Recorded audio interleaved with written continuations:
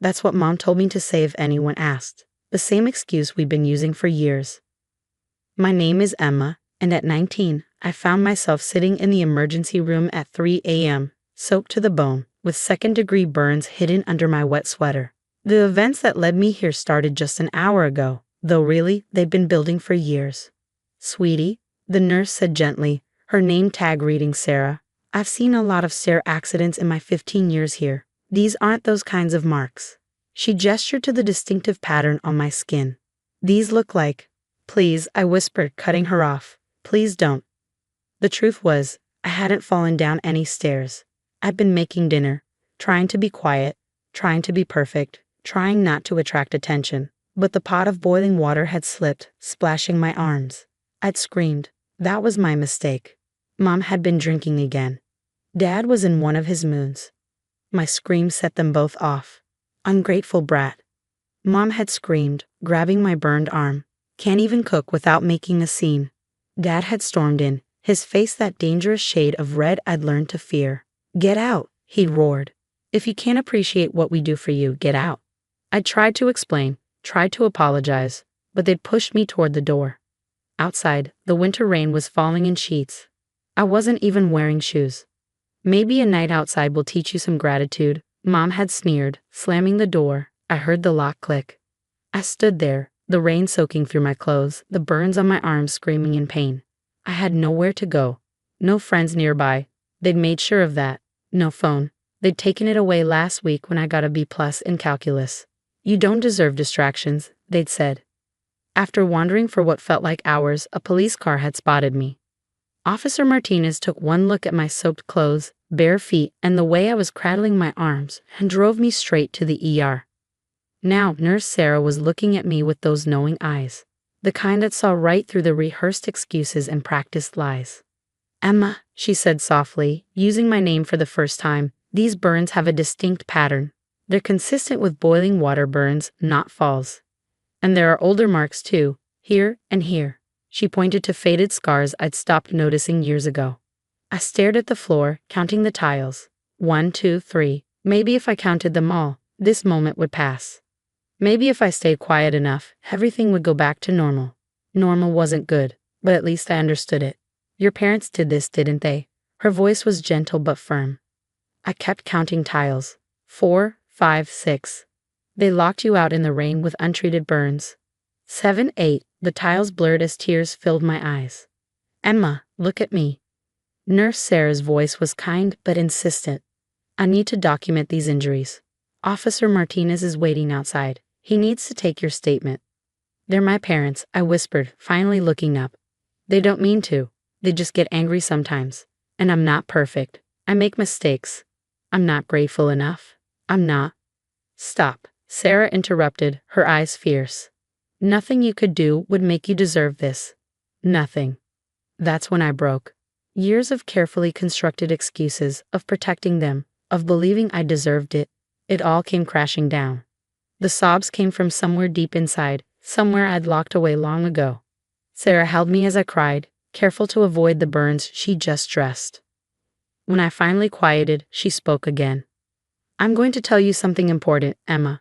What they did, what they've been doing, it's not just wrong. It's criminal. Those aren't accidents. Those aren't falls downstairs. Those are deliberate injuries inflicted by people who should have protected you. I started to shake my head, but she continued. And you're not going back there. Not tonight, not ever, unless you choose to. But first, we're going to document everything. Every mark, every scar, every accident. Then Officer Martinez is going to take your statement. And then we're going to make sure you're safe.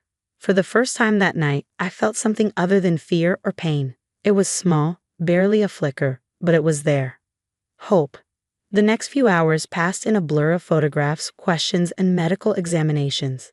Officer Martinez documented every scar, every mark, while Nurse Sarah gently explained each injury to him in clinical terms that somehow made it all feel more real.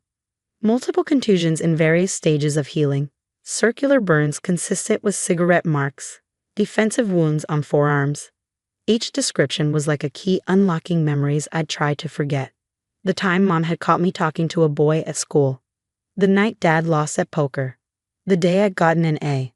instead of an A. As dawn broke, Detective Lisa Chen arrived. She had kind eyes but a no-nonsense demeanor that somehow made me feel safer.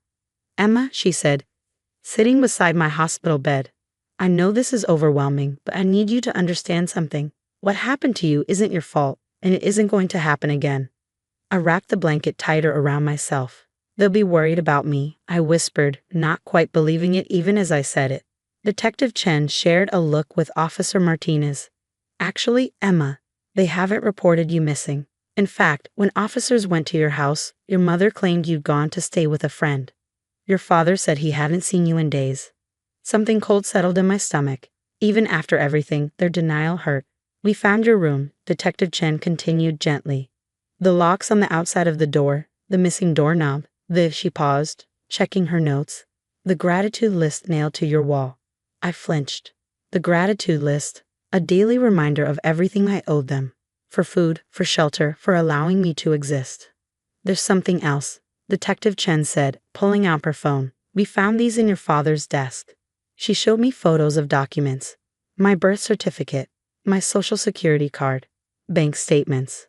"They've been accessing your account, Emma. The money you earned from your part-time job at the library, the scholarship money from your college fund, they've been transferring it to their account." I stared at the numbers, feeling numb. 3 years of shelving books, tutoring kids, saving every penny, all gone. "That's okay," I said automatically. "They needed it. For bills, and no." Nurse Sarah interrupted firmly. She hadn't left my side all night. "It's not okay. None of this is okay." Detective Chen nodded. "We're pressing charges: financial abuse, physical abuse, negligence, endangerment. But right now, we need to focus on keeping you safe." "Where will I go?" The question came out small, frightened. "We've contacted your aunt in Colorado," Detective Chen said. "Margaret Wilson. She's been trying to reach you for years."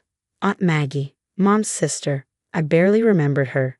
Just warm hugs and the smell of cinnamon. She'd stopped visiting when I was 12, after a huge fight with Mom. "She's on her way," Detective Chen continued. "Should be here by tonight. Until then, you'll stay under hospital observation. We've already filed an emergency restraining order against your parents." My parents. The words felt strange now, disconnected from the people who had raised me, or rather, the people who had hurt me. "They'll be angry," I whispered. "They'll be arrested," Detective Chen corrected. "We have enough evidence for multiple felony charges. They won't hurt you again." Nurse Sarah squeezed my hand. "Emma, do you remember what I said earlier? About this not being your fault?" I nodded. "Well, I want you to remember something else too. You're incredibly strong. You survived. And now, you get to live." Live. The word echoed in my mind. Not survive, not endure. Live.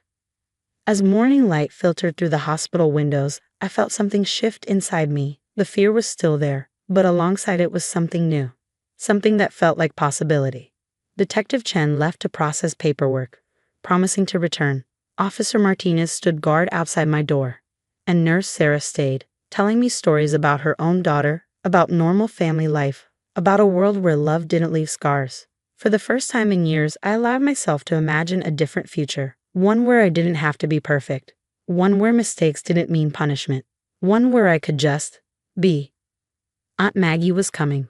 Colorado was waiting. And somewhere, in a small corner of my heart, hope was growing stronger. 6 months later, I stood in front of my mirror in Aunt Maggie's Colorado home, barely recognizing myself.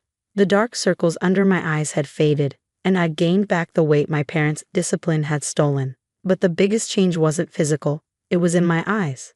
They didn't look haunted anymore. My parents' trial had ended last week. Detective Chen had kept her promise, building an airtight case with the hospital records, financial documents, and my testimony. I'd faced them in court, my voice shaking but strong, while Aunt Maggie held my hand. They'd been sentenced to 7 years each. The judge had been particularly harsh after seeing the photos of my gratitude list and hearing about the locked door, the burns, the years of systematic abuse. "What kind of parents," he'd said, his voice heavy with disgust, "lock their injured child out in freezing rain?" Mom had cried, claiming she'd done everything for my own good. Dad had stayed silent, not meeting my eyes. Neither had apologized. "You did it, kiddo," Aunt Maggie said now, appearing in my doorway. She'd taken me in without hesitation, helping me enroll in the local community college, finding me a therapist, showing me what real family felt like. I got another letter from them today, I said quietly. From the prison. Aunt Maggie's face darkened. You don't have to read it. I know. I fingered the unopened envelope. But Dr. Torres says it's important for my healing to make my own choices about contact. And today I feel strong enough to read it. She nodded, understanding as always. Want me to stay? Please. We sat on my bed, my real bed, in my real room, with a door that locked from the inside, and I opened the letter. It was from Mom, her usually perfect handwriting shaky. Emma. The prison counselor says I need to understand what we did wrong, but you were always so difficult, so ungrateful. Everything we did was to make you better. Now you've ruined our lives. Your father can't look at me anymore. Our friends have abandoned us. This is all your fault. I stopped reading, a calm settling over me. 6 months ago, these words would have shattered me. Now they just made me sad. You okay? Aunt Maggie asked softly. Yeah, I said, surprised to find it was true. They still don't get it.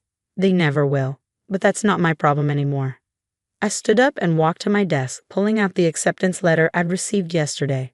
I got into the nursing program, I announced. Full scholarship. Aunt Maggie's face lit up. Emma, that's wonderful.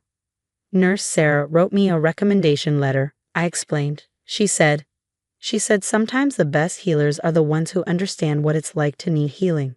Tears filled Aunt Maggie's eyes. Your parents were wrong about so many things, but especially about you. You're extraordinary. I hugged her, breathing in the familiar scent of cinnamon and home. I couldn't have done this without you. Yes, you could have, she said firmly, but I'm so glad you didn't have to. Later that night, I sat at my window, watching the Colorado sunset paint the mountains gold. My phone buzzed with a text from Nurse Sarah. She'd been checking in regularly since that night in the ER. Heard about nursing school. So proud of you. You're going to change lives. I smiled, thinking about that terrified girl counting floor tiles in the emergency room. She'd survived. She'd testified. She'd rebuilt herself, piece by piece, with help from people who showed her what real love looked like. The prison letter lay torn on my desk, but it didn't have power over me anymore. My parents had tried to break me, but they'd failed. Instead, they'd forced me to find my strength, my voice, my future. Tomorrow, I'd start studying for my nursing prerequisites. In a few years, I'd be the one helping scared kids in emergency rooms, showing them that survival was possible, that hope was real, that they deserved better. But tonight, I just sat in my room, my safe room, in my safe home, and watched the sun set on my old life while a new one waited on the horizon. I was Emma Wilson now, named after Aunt Maggie. I was a survivor, a future nurse, and finally free. And somewhere in a hospital emergency room, another scared teenager was counting floor tiles, waiting for someone to see their pain, to tell them it wasn't their fault, to show them the way out. Maybe someday that someone would be me.